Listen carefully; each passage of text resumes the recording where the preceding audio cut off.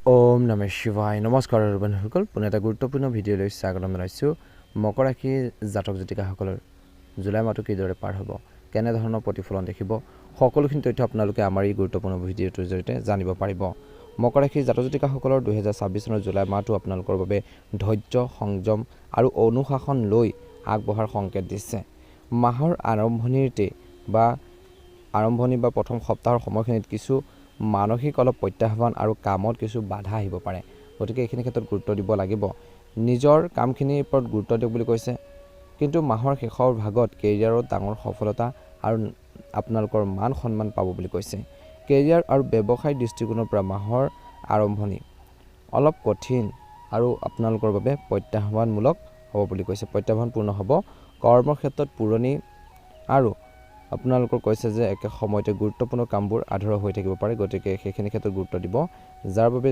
Senior বা জুনিয়ৰসকলৰ বিষয়ৰ অসন্তুষ্টি সহ্য কৰিবলগীয়াও হ'ব পাৰে বুলি কৈছে চাকৰি বা কৰ্মৰ ক্ষেত্ৰত জড়িত লোকসকলৰ বাবে অলপ সতৰ্কবাণী অফিচত বা কৰ্মৰ ক্ষেত্ৰত বিশেষ সাৱধান হ'ব লাগিব সহকৰ্মীসকলৰ লগত হাঁহি ধেমালিত সম্পূৰ্ণ এৰক বুলি কৈছে নিজৰ কামখিনিৰ ক্ষেত্ৰত চিৰিয়াছ হওক বুলি কৈছে কোনোবা আপোনালোকৰ কথাবোৰ বহাই চৰাই সিনিয়ৰসকলৰ আগত ক'ব পাৰে গতিকে কথা কওঁতে মুখ খোলোতে বহুত বেছি সাৱধান হ'ব লাগিব নহ'লে আপোনালোকৰ ভাৱমূৰ্তি বেয়া হ'ব পাৰে যাৰ ফলত আপোনালোকৰ সমস্যা হ'ব পাৰে ছাত্ৰ ছাত্ৰীসকলৰ বাবে 2026 চনৰ এই জুলাই মাহটো পৰীক্ষা বা প্ৰতিযোগিতাৰ প্ৰস্তুতি কৰা সকলে লক্ষ্যৰ পৰা আঁতৰি নগৈ সম্পূৰ্ণ একাগ্ৰতাৰে সম্পূৰ্ণ এক্টিভলি বিশেষকৈ পঢ়া শুনা কৰিব লাগিব ষ্টাডি ক্ষেত্ৰত গুৰুত্ব দিব লাগিব বুলি কৈছে মাহৰ শেষৰ সপ্তাহ কেৰিয়াৰ বা ব্যৱসায়ত ডাঙৰ আৰু ইতিবাচক পৰিৱৰ্তন আহিব চৰকাৰী ক্ষেত্ৰ শাসন বা ক্ষমতাৰ লগত জড়িত কাম কৰা সকলৰ বাবে ডাঙৰ লাভৰ প্ৰবল যোগ আছে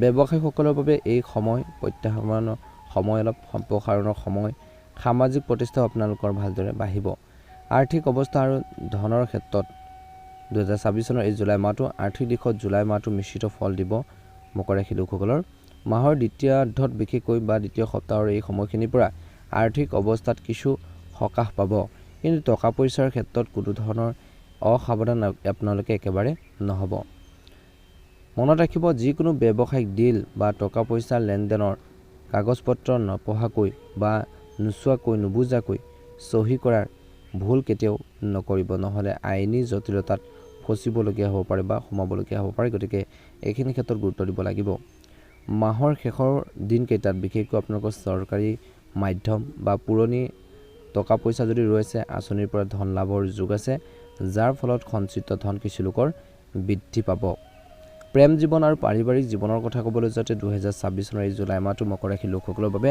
পাৰিবাৰিক আৰু প্ৰেমৰ সম্পৰ্কত এই মাহত আচৰণত অলপ নমনীয়তা আনিব লাগিব মাহৰ আৰম্ভণিতে আপোনজন আৰু পৰিয়ালৰ সদস্যৰ লগত ভুল বুজাবুজিৰ অভাৱৰ বাবে মন অশান্ত থাকিব পাৰে প্ৰেম আৰু বিয়াৰ ক্ষেত্ৰত কোনো পৰিস্থিতিতে অহংকাৰক ঠাই নিদিব অহংকাৰ মনত কেতিয়াও নানিব প্ৰেম বা বৈবাহিক জীৱনত যদি পিছুৱাই গ'লে বা আপোচ কৰিলে ভাল হয় তেন্তে তাক কৰিবলৈ সংকোচ নকৰিব বুলি কৈছে জীৱনসংগীৰ আৱেগক সম্পূৰ্ণ সন্মান কৰক যদি ভুল বুজাবুজি চলি আছে বা যিসকল হ'ব পাৰে বা তেনেকুৱা ধৰণৰ সম্ভাৱনা আছে তেন্তে দূৰত্ব বঢ়োৱাৰ সলনি কথা পাতি সমাধান কৰি আপোনালোকৰ সম্পৰ্ক মজবুত কৰি ৰাখিব লাগিব গতিকে এইখিনি ক্ষেত্ৰত নিশ্চয়কৈ গুৰুত্ব দিব লাগিব পিতৃৰ স্বাস্থ্যৰ ক্ষেত্ৰত এই মাহত পিতৃৰ স্বাস্থ্যক লৈ যথেষ্ট চিন্তা হ'ব পাৰে মকৰ ৰাশি জাতক জাতিকাসকলৰ বয়োজ্যেষ্ঠসকলৰ স্বাস্থ্যত অলপো বিশেষকৈ আপোনালোকৰ অৱনতি দেখিলে সময় থাকোঁতে ডাক্তৰৰ পৰামৰ্শ ল'ব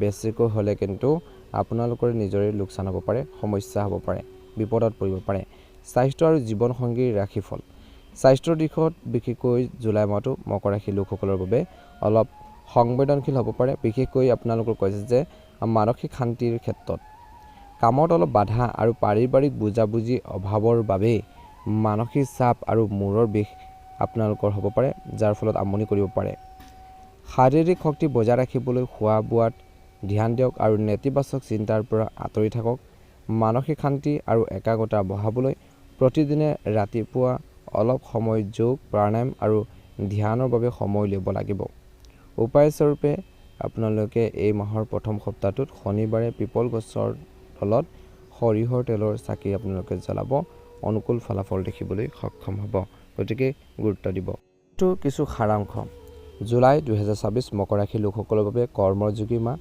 শনি তৃতীয় ঘৰত অসীম সাহস, কঠোৰ পৰিশ্ৰম আৰু চেষ্টাৰে সফলতা দিব। মংগল নৱম ঘৰত ভাগ্য প্লাছ দেউতাৰ বা গুৰুৰ সহায় পাব প্লাছ দীৰ্ঘ যাত্ৰা হ'ব পাৰে।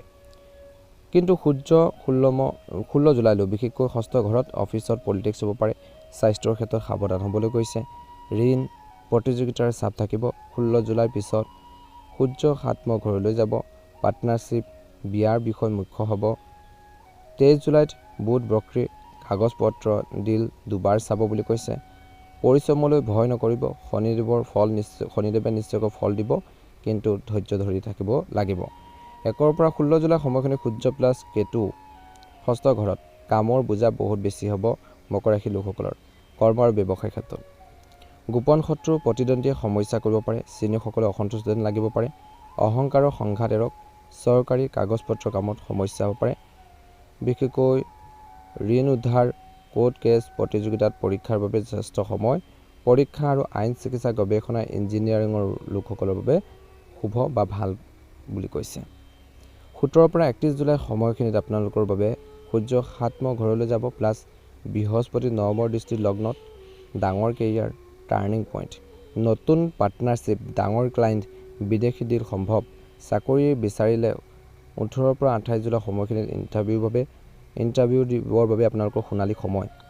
চাকৰিয়ালসকলৰ ট্ৰেন্সফাৰ প্ৰমোশ্যনৰ খবৰ বুলি কৈছে। ব্যৱসায়ীসকলৰ বাবে নতুন কণ্ট্ৰেক্ট চহী কৰিব পাৰে, কিন্তু ফাইন প্ৰিণ্ট আপোনালোকে পঢ়ক। আৰু 23 জুলাইৰ পিছত বুধ বক্ৰী হ'ব বুলি কৈছে। ব্যৱসায়ৰ দৃষ্টিকোণৰ পৰাও শনি তৃতীয় ঘৰত।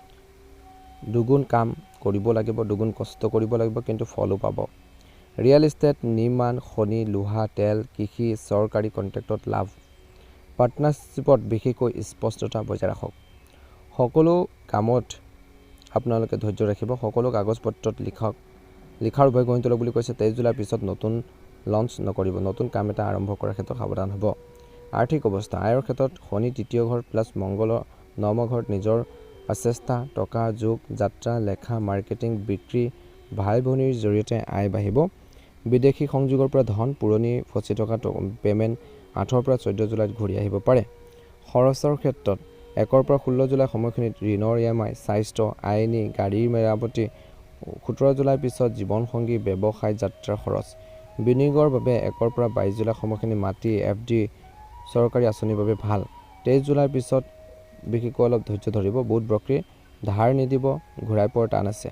শনিৰ আশীৰ্বাদ, লাহে লাহে কিন্তু নিশ্চিত আপোনালোকৰ বৃদ্ধি।